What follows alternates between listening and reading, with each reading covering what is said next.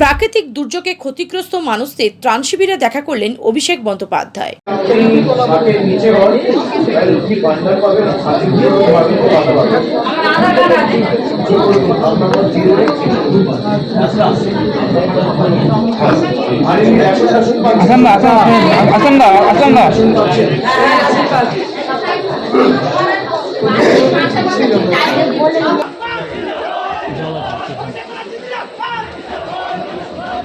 সাতগাছিয়া বিধানসভার দুটি ত্রাণ শিবিরে থাকা মানুষদের সঙ্গে কথা বলেন অভিষেক বন্দ্যোপাধ্যায়।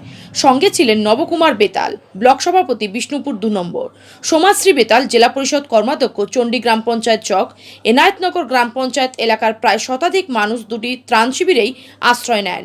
ক্ষতিগ্রস্ত মানুষদের সঙ্গে কথা বলেন।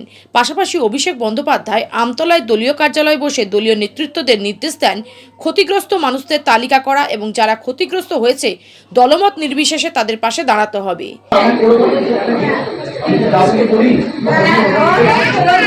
বাড়ির তালিকা আপনারা বলবেন, আমি চিন্তা করবেন, আপনার নাম ফোন নাম্বার আমি নিয়ে যাচ্ছি, যত দ্রুত সম্ভব আমি ব্যবস্থা করবো।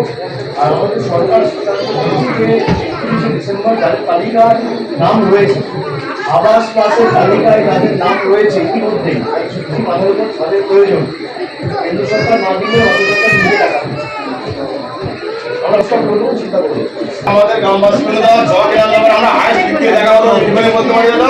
আর আমাদের মানুষ জগ এলাকার আগে ছিল, এবার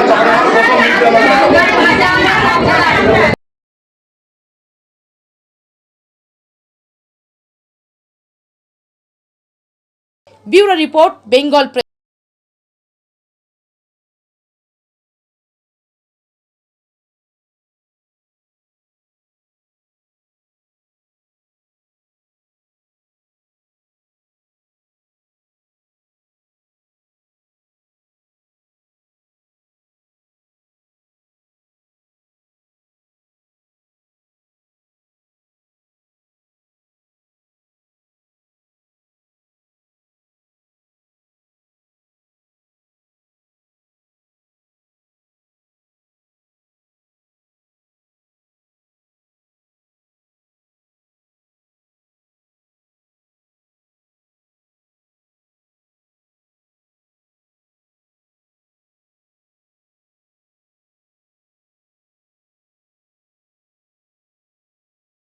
taste.